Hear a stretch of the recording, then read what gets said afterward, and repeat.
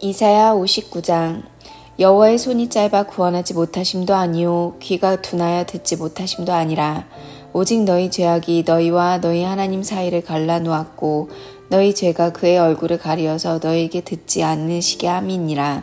이는 너희 손이 피해 너희 손가락이 죄악에 더러워졌으며 너희 입술은 거짓을 말하며 너희 혀는 악독을 내밀어 공의대로 소송하는 자도 없고 진실하게 판결하는 자도 없으며 험한 것을 의뢰하며 거짓을 말하며 악행을 잉태하여 죄악을 낳으며 독사의 알을 품으며 거미줄을 짜나니 그 알을 먹는 자는 죽을 것이요 그 알이 밟힌즉 터져서 독사가 나올 것이니라. 그 짠 것으로는 옷을 이룰 수 없을 것이요 그 행위로는 자기를 가릴 수 없을 것이며 그 행위는 죄악의 행위라. 그 손에는 포악한 행동이 있으며 그 발은 행악하기에 빠르고 무죄한 피를 흘리기에 신속하며 그 생각은 악한 생각이라. 황폐와 파멸이 그 길에 있으며 그들은 평강의 길을 알지 못하며 그들이 행하는 곳에는 정의가 없으며 굽은 길을 스스로 만드나니 무릇 이 길을 밟는 자는 평강을 알지 못하느니라.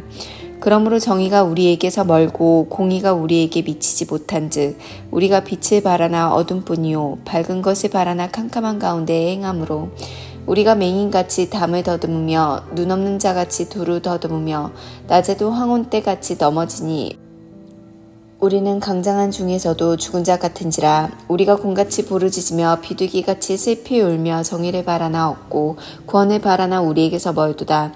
이는 우리의 허물이 주의 앞에 심히 많으며 우리의 죄가 우리를 쳐서 증언하오니 이는 우리의 허물이 우리와 함께 있음이니라. 우리의 죄악을 우리가 아나이다. 우리가 여호와를 배반하고 속였으며 우리 하나님을 따르는 데에서 돌이켜 포악과 폐역을 말하며 거짓말을 마음에 잉태하여 낳으니 정의가 뒤로 물리침이 되고 공의가 멀리 섰으며 성실이 거리에 엎드러지고 정직이 나타나지 못하는도다. 성실이 없어짐으로 악을 떠나는 자가 탈취를 당하는도다. 여호와께서 이를 살피시고 그 정의가 없는 것을 기뻐하지 아니하시고 사람이 없음을 보시며 중재자가 없음을 이상히 여기셨으므로 자기 팔로 스스로 구원을 베푸시며 자기의 공의를 스스로 의지하사 공의를 갑옷으로 삼으시며 구원을 자기 머리에 써서 투구로 삼으시며 보복을 속옷으로 삼으시며 열심을 입어 겉옷으로 삼으시고 그들의 행위대로 갚으시되 그 원수에게 분노하시며 그 원수에게 보응하시며 삼들에게 보복하실 것이라. 서쪽에서 여호와의 이름을 두려워하겠고 해돋는 쪽에서 그의 영광을 두려워할 것은 여호와께서 그 기운에 몰려 급히 흐르는 강물같이 오실 것이미로다. 여호와의 말씀이니라. 구속자가 시온에 임하며 야곱의 자손 가운데서 죄가를 떠나는 자에게 임하리라. 여호와께서 이르시되 내가 그들과 세운 나의 언약이 이러하니 곧 내 위에 있는 나의 영광과 내 입에 둔 나의 말이 이제부터 영원하도록 내 입에서와 내 후손의 입에서와 내 후손의 후손의 입에서 떠나지 아니하리라 하시니라. 여호와의 말씀이니라. 오늘 우리가 읽은 이사야 59장 말씀은 하나님의 구원과 사람의 죄악에 대해서 특별히 선지자가 이스라엘 백성의 죄악을 규탄함과 동시에 죄를 고백하며 탄식하는 이스라엘 백성들을 향한 하나님의 약속이 기록되어 있는 중요한 책입니다. 구원이 성취되지 않는 이유가 무엇일까요? 이스라엘 백성들에게 평강, 즉 샬롬이 없는 이유가 무엇일까요? 하나님의 잘못일까요? 그렇지 않습니다. 59장 1절과 2절 말씀은 이스라엘 백성이 구원을 받지 못하는 이유에 대해서 이렇게 자세하게 설명을 하고 있습니다.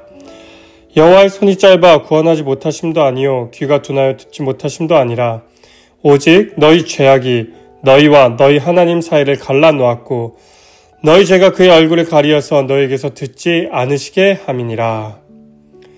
이스라엘의 죄 때문에 하나님과 이스라엘 사이에 장벽이 생겼기 때문에 이스라엘 백성은 구원받지 못하는 것입니다.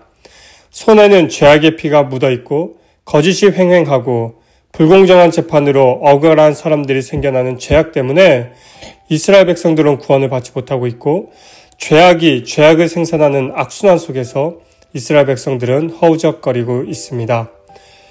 이스라엘 백성은 의와 빛과 공의와 구원을 바라며 하나님께 부르짖지만 어둠만 가득한 현실에서 벗어나지를 못하다가 이러한 이사야의 외침을 듣고 죄를 고백하기 시작합니다. 12절 말씀은 이렇게 기록하고 있죠. 이는 우리의 허물이 주의 앞에 심히 많으며 우리의 죄가 우리를 쳐서 증언하오니 이는 우리의 허물이 우리와 함께 있음이니라. 우리의 죄악을 우리가 아나이다.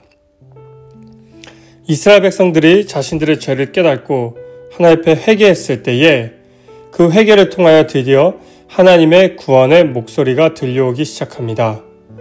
중재자가 없어도 하나님 스스로 이스라엘을 구원하시겠다고 선포하고 계십니다. 그런데 특이한 사실은 오늘 말씀에 보면 조건이 있죠. 이스라엘 백성이 구원을 받기 위한 조건. 그 조건에 대해서 20절 말씀은 이렇게 기록을 합니다. 여호와의 말씀이니라. 구속자가 시온에 임하며 야곱의 자손 가운데서 죄가를 떠나는 자에게 임하니라. 무슨 말씀입니까? 이스라엘 백성 중에서 죄가를 떠난 자, 즉 죄에 속하지 아니하고 죄를 벗어나는 자에게 구원이 있다라는 것입니다. 하나님께서 조건을 걸고 계시는 것이죠.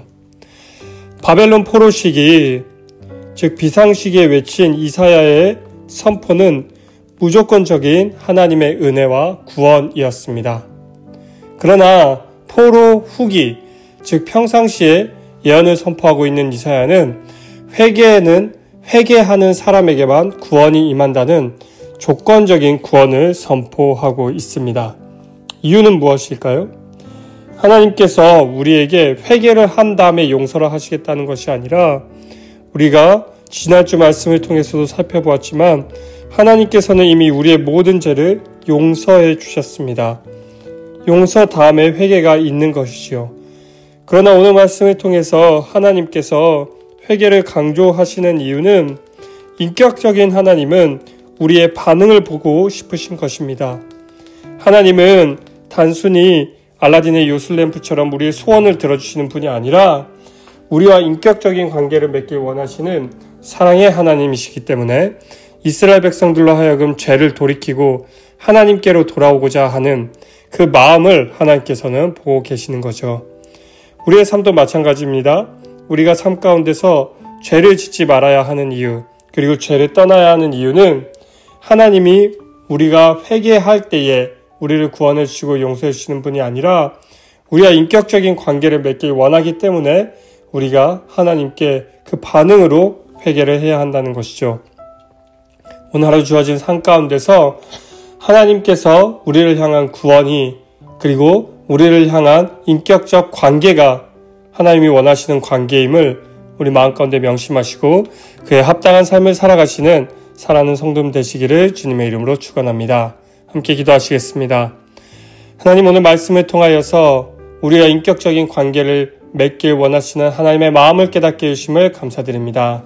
주어진 삶 가운데서 하나님의 일하심을 생각하며 하나님의 은혜를 생각하며 하나님이 우리에게 허락해 주신 삶을 수정하고 고쳐가고 하나님 원하시는 거룩한 삶의 성화의 삶을 살아가는 우리가 되어질 수 있도록 도와주십시오.